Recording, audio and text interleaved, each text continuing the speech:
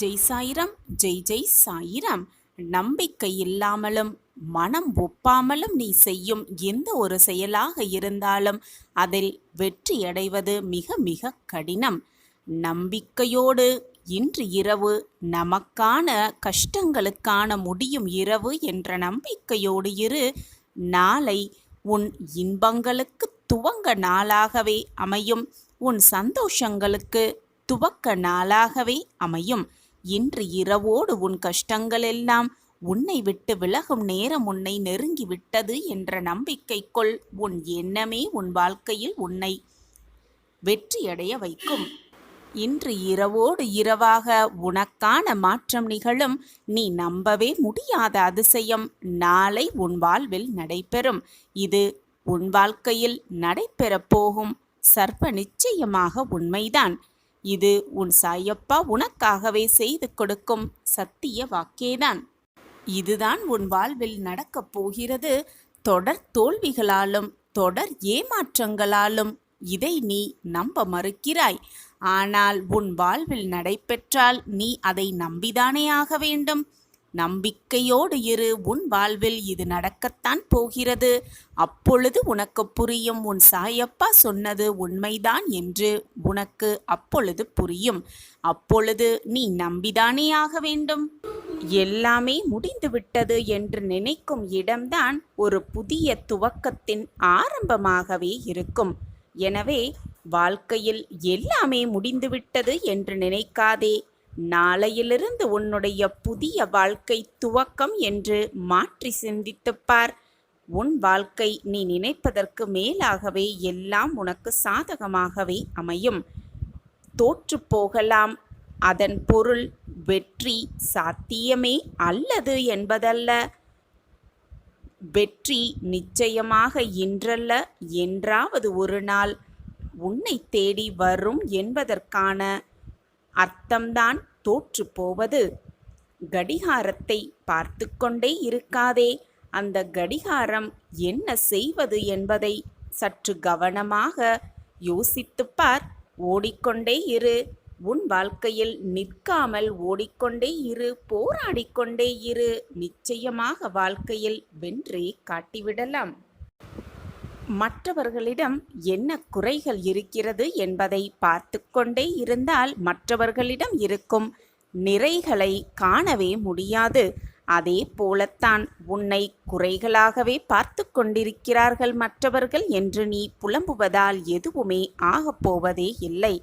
உன்னுடைய குறைகளை பார்க்க தெரிந்தவர்களுக்கு உன்னிடம் இருக்கும் நிறைகளை பார்க்க தெரியவில்லை என்றுதான் அர்த்தம்.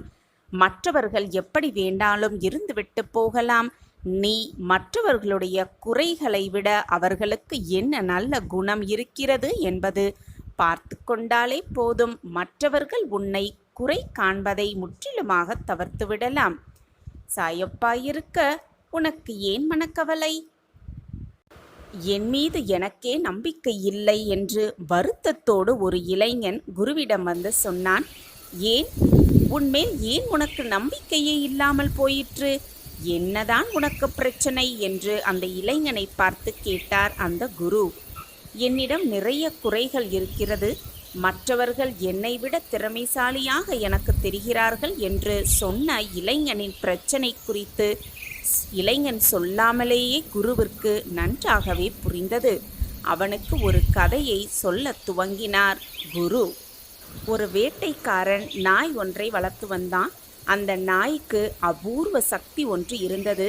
அதனால் தண்ணீர் மீது நடக்க இயலும். நாய் தண்ணீர் மீது நடக்க அந்த அதிசயம் அந்த நாய் செய்து கொண்டு வந்தது.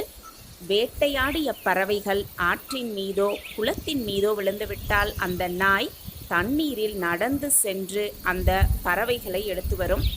அந்த நாயை குறித்து அவனுக்கு ரொம்பவே பெருமை. அந்த வேட்டைக்காரனுக்கு நாயின் சக்தியை தன் நண்பனுக்கு காட்ட வேண்டும் அவன் ரொம்பவே விருப்பப்பட்டான், ஆசைப்பட்டான். காட்டுக்குள் ஒரு ஏரியில் வாத்துகள் நாரைகள் ரொம்பவே நிறைந்து இருந்தது. அவற்றை குறிப்பார்த்து சுட்டான் அந்த வேட்டைக்காரன். சில வாத்துகள் விழுந்தன. உடனே அவனது நாய் தண்ணீர் மீது நடந்து சென்று வாத்துக்களை கவ்வி எடுத்து கொண்டு வந்தது. இதை பார்த்து நண்பன் எதுவுமே சொல்லவில்லை. மீண்டும் சில வாத்துகளை சுட்டான். மீண்டும் நாய் தண்ணீர் மீது நடந்து சென்று வாத்துகளை எடுத்து வந்தது. அப்போதும் நண்பன் அவனிடம் எதுவுமே சொல்லவில்லை. இவ்வளவு விசேஷ சக்தியை கொண்ட நாயை பார்த்து ஆச்சரியமடைந்த நண்பனிடமே கேட்டுவிட்டான், என்னுடைய நாயை கவனித்தாயா? ஏதாவது வித்தியாசம் உனக்கு தெரிகிறதா அப்படின்னு தன்னுடைய நண்பனை பார்த்து கேட்டான் அந்த வேட்டைக்காரன். அதற்கு அந்த நண்பன், ஆமா, உன் நாய் கொஞ்சம் வித்தியாசமாக தான் இருக்குது, அதற்கு தண்ணீரில் நீந்த தெரியவில்லை அப்படின்னு சொன்னான். இந்த கதையை குரு சொன்னதும் நம்மிடம் இருக்கும் திறமையை பார்க்காமல் இல்லாததை குறையாக சொல்வது தவறு அப்படின்னு வந்தவனுக்கு புரிந்தது அனைத்துமே. அப்போது குரு அவனுக்கு ஒரு அறிவுரையையும் கூறினார். குறைகளை விட குணங்களை பார்ப்பதுதான் மிக மிக நல்லது. மற்றவர்களிடம் என்ன குறை இருக்கிறது அப்படிங்கிறத ஆராய்ந்து கொண்டே இருக்காமல் மற்றவர்களிடம் இருக்கும் நல்ல குணங்களை பார்ப்பது மிக மிக நல்லது. திறமையை பார்க்காமல் இல்லாததை குறையாக சொல்வது மிக மிக தவறு. அதே போலத்தான் நம்மிடம் இருக்கும் நிறைகளை பார்க்காமல் நம்மிடம் இருக்கும் குறைகளை மட்டுமே சுட்டி காட்டிக் கொண்டிருந்தால் நம் மனம் எவ்வளவு வேதனையாக இருக்கும். அதே போலத்தான் அந்த வேதனை மற்றவர்களுக்கும் இருக்கும் என்பதை புரிந்து கொண்டு மற்றவர்களிடம் இருக்கும் திறமைகளை பார்த்து அதை ஊக்குவித்து கொண்டே இருக்க வேண்டுமே தவிர அவர்களிடம் இருக்கும் குறையை சுட்டி காட்டிக்கொண்டே இல்லாமல் இருப்பது மிக மிக உத்தமம். உன்னுடைய பிரச்சனைகளுக்கான தீர்வை மற்றவர்களிடம் எதிர்பார்க்காதே. மற்றவர்கள் அதை தீர்த்து விடுவார்கள் என்ற நம்பிக்கையும் கொள்ளாதே. மற்றவர்களோடு உன் பிரச்சனையை பகிர்ந்து கொள்ளும் பொழுது உனக்கு தீர்வு கிடைத்துவிடப் போகிறதா என்ன? உன் மனபாரம் சற்று குறையும், அவ்வளவுதான் ஆகப் போகிறது. மற்றவர்களோடு பகிர்ந்து கொள்வதால் நீ அடையும் துன்பத்தை பார்த்து உன்னை சுற்றி இருப்பவர்கள் சிலர் சந்தோஷப்படுவார்கள். மற்றும் ஒரு சிலர் நீ உண்மையாக வேதனைப்படுவதை பார்த்து அவர்களும் வேதனைப்படுவார்கள். ஆனால் வேறு சிலரோ நீ இன்னும் அதிகமாக கஷ்டப்பட வேண்டும் என்று நினைப்பார்கள். எனவே முடிந்தவரை உன்னுடைய கஷ்டங்களை மற்றவர்களோடு பகிர்ந்து கொள்வதை விட்டுவிடு. உனக்குத்தான் உன் அப்பா இருக்கிறேனே, உன் கவலைகள் எல்லாம் இருந்த இடம் தெரியாமல் மறைந்தே விடும். உனக்கு ஒரு விஷயம் தாமதமாக நடக்கிறது என்றால், அனைத்துமே தாமதமாக நிறைவேறுகிறது என்றால் உனக்கான சந்தோஷம் மிக அதிக அளவில் காத்து கொண்டிருக்கிறது என்றுதான் அர்த்தம். அதைதான் நான் உனக்கு உணர்த்தி கொண்டே இருக்கிறேன். நீ எதிர்பாராத நேரத்தில், நீ எதிர்பார்க்காத நேரத்தில் நீ எதிர்பார்த்த அனைத்தையும் உனக்கு நடத்தி கொடுப்பதில் உன் சாயப்பாவிற்கு அத்தனை ஆனந்தம். உன் முகத்தில் அப்பொழுது வழியும் ஆனந்த கண்ணீரை பார்க்கவே நான் ஆவலோடு அந்த அற்புதத்தை உன் வாழ்வில் நிகழ்த்துவேன், நிச்சயமாக நிகழ்த்துவேன். என்னதான் நீ சிரித்த முகத்தோடு மகிழ்ச்சியாக இருப்பது போல் நடித்து கொண்டு மற்றவர்களுக்கு முன்னால் நின்றாலும் உன் மனதில் என்ன ஓடிக்கொண்டிருக்கிறது, உன் மனதில் என்ன இப்பொழுது நீ சிந்தித்து கொண்டிருக்கிறாய் என்பது உன் சாயப்பாவிற்கு தெரியும் தானே.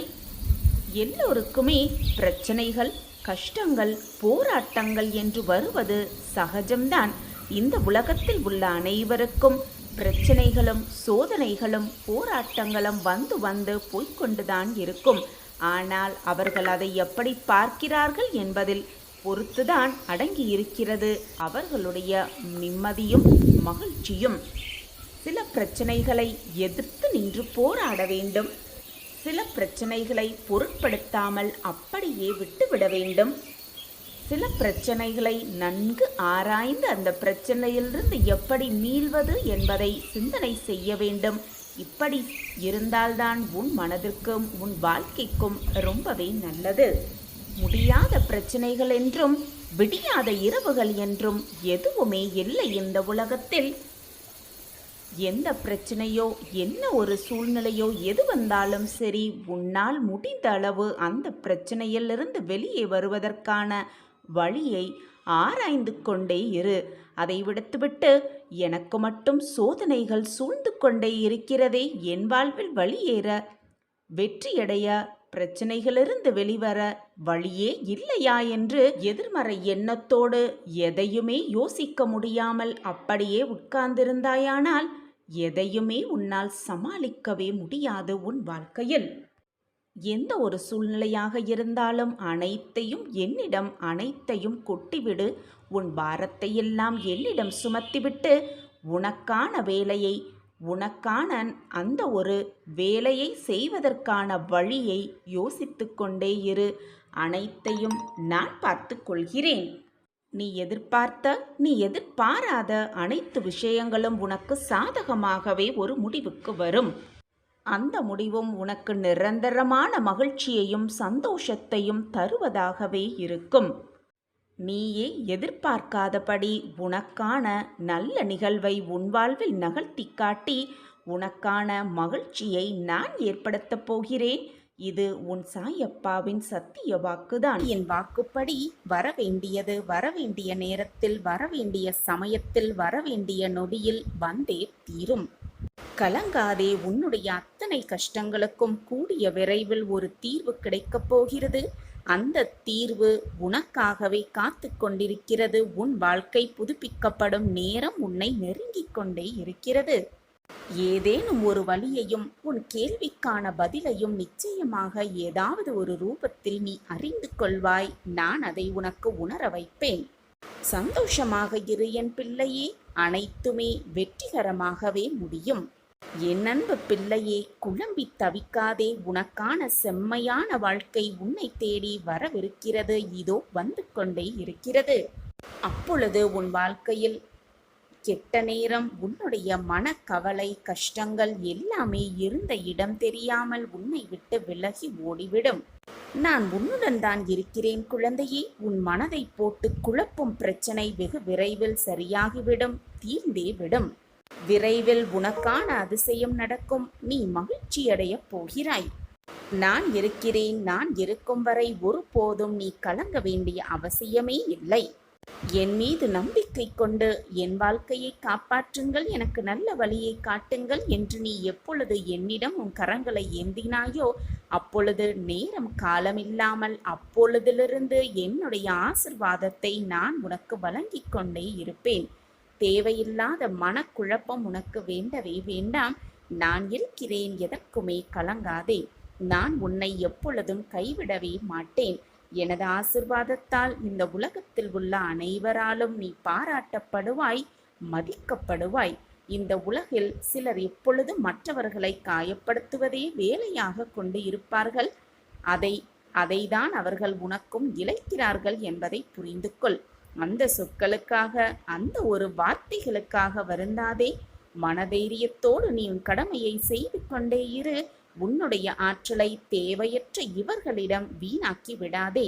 இதுவரை உன் மனதில் இருந்த வலி, துக்கம், தோல்விகளால் மனம் வெறுத்து போய் பரிதவித்தது எல்லாமே ஒரு முடிவுக்கு வரும். உன் உழைப்பிற்கு ஏற்ற நல்ல பலன் உனக்கு நிச்சயமாக கிடைக்கும். நிம்மதியும் சந்தோஷமும் அழகாய் பூத்து குலங்கும் வண்ண மலர்களைப் போல இனி உன் வாழ்க்கையில் எல்லாமே வசந்தமே. உன்னை ஏளனமாக பார்த்து நகைத்தவர்களுக்கு முன்னால் கொடியாய் உயர்ந்து நிற்கப் போகிறாய். அந்த வானளவிற்கு உன்னுடைய இதயத்தை என்னுடைய இருப்பிடமாக்கிக் கொள்கிறேன். சகல ஜீவராசிகளுக்கும் உள்ளிருக்கும் என்னை வணங்கினால் நீ ஆசீர்வதிக்கப்படுவாய். எப்பொழுதுமே என்னுடைய பரிபூரண ஆசிர்வாதம் எப்பொழுதுமே என்னுடைய அன்பான குழந்தைக்கு உண்டு. யாரெல்லாம் இங்கு அதிர்ஷ்டசாலியோ, யாருக்கெல்லாம் அவர்கள் செய்த பாவங்கள் ஒளிந்தனவோ அவர்கள் என்னுடைய வழிபாட்டை செய்வார்கள். என்னை முழுவதுமாக நம்பிக் குழந்தையே, நம்பிக்கையோடு நம்பு குழந்தையே, நீ உன் வாழ்க்கையில் முழுமையடைவாய். ஏமாற்றப்படும் வேளையில் என்னை ஏமாற்றிவிட்டார்களே என்று மற்றவர்களை குறை கூறுவதை விட, இப்படி ஏமாறும் அளவிற்கு, ஏமாற்றப்படும் அளவிற்கு முட்டாளாக இருந்திருக்கிறோமே என்று உன்னையே குற்றம் சாட்டிக்கொள். அப்பொழுதுதான் மற்றவர்களிடம் நீ ஏமாற மாட்டாய், மற்றவர்களோடு சுதாரிப்போடு இருப்பாய். உன் மீது முழு அக்கறையாக இரு. வாழ்க்கை எப்பொழுதும் ஒரே மாதிரியே சென்று கொண்டே இருக்காது. இன்று இருப்பது போல் நாளை இருக்காது, நாளை இருப்பது போல் நாளை மறுநாள் இருக்காது. மாற்றங்கள் மாறிக்கொண்டேதான் இருக்கும். அதுபோல் உனக்கிருக்கும் கஷ்டங்களும் மாறும். உனக்கு இப்பொழுது நிம்மதியாக இருக்கும் வாழ்க்கையும் நிச்சயமாக ஒரு நாள் மாறும். மாற்றம் ஒன்றே எப்பொழுதும் மாறாதது என்று இறைவன் தோற்றுவித்த நியதி. உன் வாழ்க்கையும் புதுப்பிக்கப்படும். இப்பொழுது நீ கஷ்டத்தை அனுபவித்துக் கொண்டிருக்கிறாய் அல்லவா? எல்லாம் ஒரு நாள் நிச்சயமாக வாழும். உன் வாழ்க்கையும் மாறும் என்ற நம்பிக்கையோடு இரு. அந்த நம்பிக்கைதான் உன் வாழ்க்கையை நீ அடுத்த அடி எடுத்து வைப்பதற்காக மிகப்பெரிய சூட்சமமாகவே இருக்கும். அனைத்தையும் நான் சமாளிப்பேன், அனைத்தையும் நான் சாதிப்பேன் என்று ஒரு முறை தீர்க்கமாக இருக்கிறாய். ஆனால் மற்றுமொரு முறை என்னால் எப்படி சமாளிக்க முடியும், என்னால் எப்படி ஜெயிக்க முடியும் என்று நீயே குழம்பிப் போய் நிற்கிறாய். உன்னுடைய நம்பிக்கையை நீ இழந்து பல நாட்களாகி விட்டது என்பதை நான் அறிந்து கொண்டுதான் இருக்கிறேன். மனம் வருத்தமாக இருக்கும் சமயத்தில் பட்டினியாக இருக்க வேண்டாம் குழந்தையே. உன்னை நீயே வருத்தப்படுத்தியது எல்லாமே போதும். தைரியமாக இரு. கண்களை துடைத்துக்கொள். மனதை முதலில் ஊக்கப்படுத்திக்கொள். தைரியமாக வைத்துக்கொள் உன் மனதை. எதற்கும் நீ காரிய கர்த்தாவாக ஆகிவிடவும் முடியாது. எதற்குமே நீ காரணமும் அல்ல. எதுவுமே உன்னை கேட்டு நடைபெறவில்லை. எதுவுமே உன்னை கேட்டு அதன்படி நடக்கவும் இல்லை. அப்படி இருக்கும் பொழுது நீ எப்படி அதற்கெல்லாம் பொறுப்பாளியாக விட முடியும்? அனைத்திலிருந்தும் சற்று விலகி இருந்து அனைவரும் போல சற்று வேடிக்கை பார்த்துக்கொள். வேடிக்கையாளனாக இருந்து கொண்டு உன்னுடைய மனம் குழம்பி தவிக்கும் பொழுதெல்லாம் தைரியமாக என்னுடைய ஆலயத்திற்கு வா. கண்களை மூடிக்கொண்டு தைரியமாக நம்பிக்கையோடு என்னிடம் பேசு. உன் கேள்விகளுக்கு நான் பதிலாக இருப்பேன். உன் மன ஆறுதல்களுக்கு நான் மருந்தாகவே இருப்பேன். உன்னுடைய அனைத்து சந்தேகங்களுக்கும் நான் பதில் தருவேன்.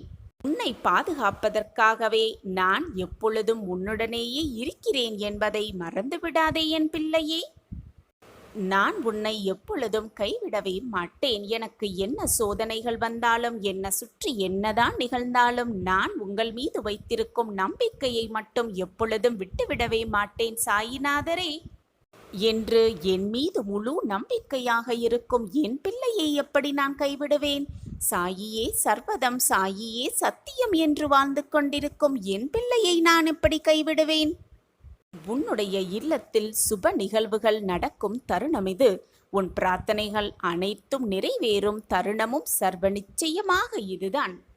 உன்னுடைய குடும்பமும் நீயும் மகிழ்ச்சியாக வாழப்போகும் அந்த நேரம் உன்னை நெருங்கி இருக்கிறது. மனதை போட்டு இப்பொழுது குழப்பிக்கொண்டே இருக்காதே. சந்தோஷம் வரும் பொழுது நீ இப்படி வேதனைப்பட்டு கொண்டே இருந்தால் அந்த சந்தோஷத்தை எதிர்கொள்ள முடியாமலேயே போய்விடும், அனுபவிக்க முடியாமலேயே போய்விடும். எனவே மனதை முதலில் தைரியமாக வைத்துக்கொள், நிதானமாக இருந்து கொள். அப்பொழுதுதான் உன்னை நெருங்கும் சந்தோஷம் உனக்கு பெரும் சந்தோஷமாகவே இருக்கும். தனியாக இருக்கும் பொழுது சிந்தனையாலும், கூட்டத்தோடு இருக்கும் பொழுது வார்த்தையிலும் கவனமாக இருக்க வேண்டும் என் பிள்ளையே. மற்றவர்களுக்கு மறந்தும் கூட துரோகம் எண்ணிவிடாதே. மற்றவர்கள் மனம் காயப்படும்படி எப்பொழுதும் பேசிவிடாதே. ஏனென்றால் உன் வாழ்க்கையில் நீ மற்றவர்களுக்கு கெடுதல் நினைத்தால் அது உன் வாழ்வில் அப்படியே நடந்துவிடும் என்பதை புரிந்து கொண்டு செயல்படு. உன்னுடைய வாழ்க்கையில் எதுவுமே உனக்கு நிலையானது அல்ல என்பதை நீ உணர ஆரம்பித்துவிட்டால் உனக்குள் இருக்கும் ஆணவம் காணாமலேயே போய்விடும். உனக்குள் இருக்கும் கோபம் மறைந்தே போய்விடும்.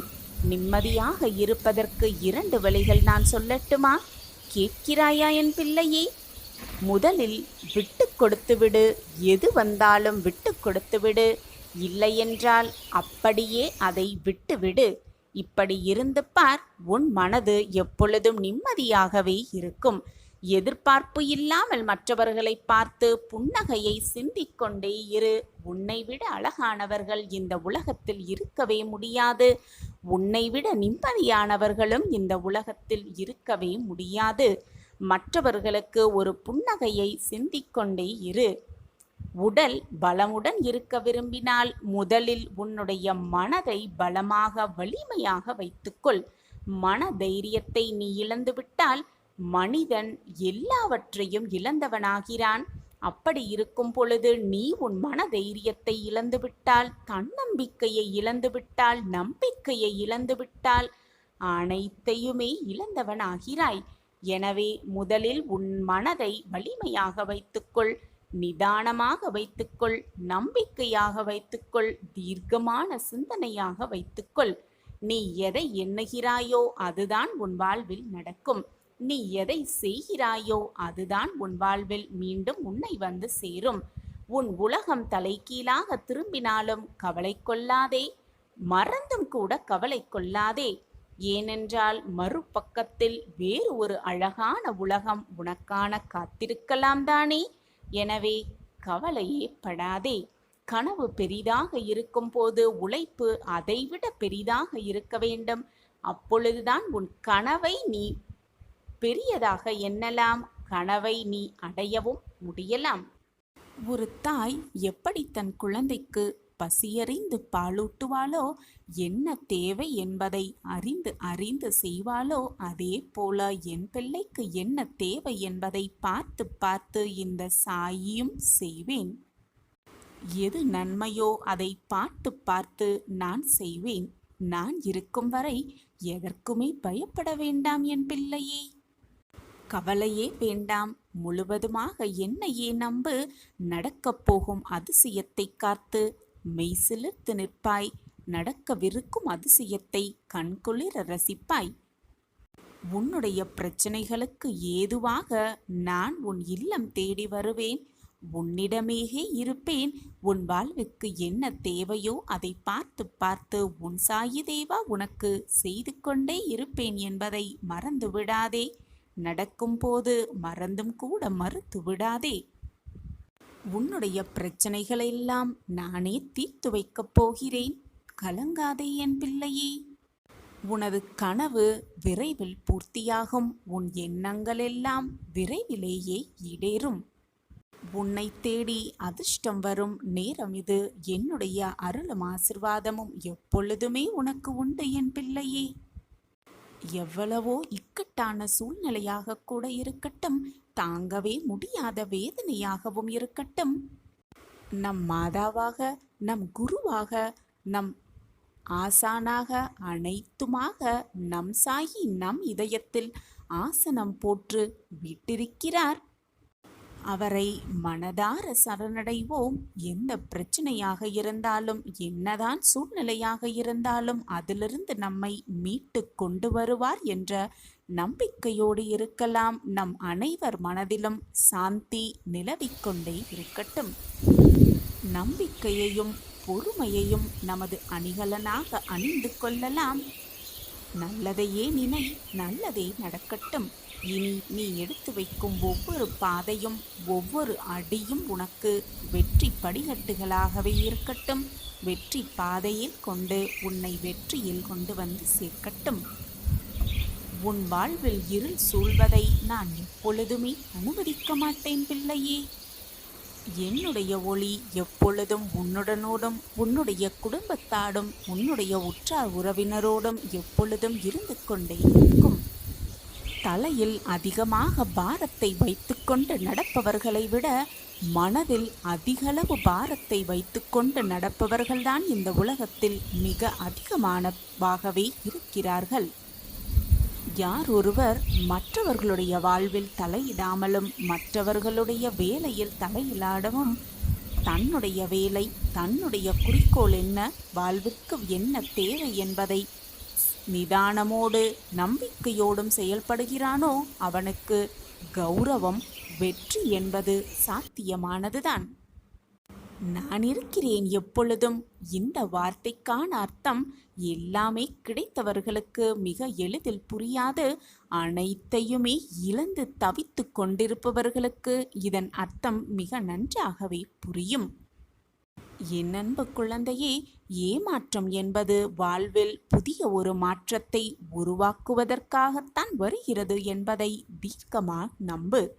ஏமாற்றப்பட்டு விட்டோமே, ஏமாறிவிட்டோமே என்று வருத்தப்படாதே. உன் வாழ்வுக்கான மாற்றத்திற்காகத்தான் நீ ஏமாற்றப்பட்டிருக்கிறாய், ஏமாந்திருக்கிறாய் என்பதை முழுவதுமாக நம்பு.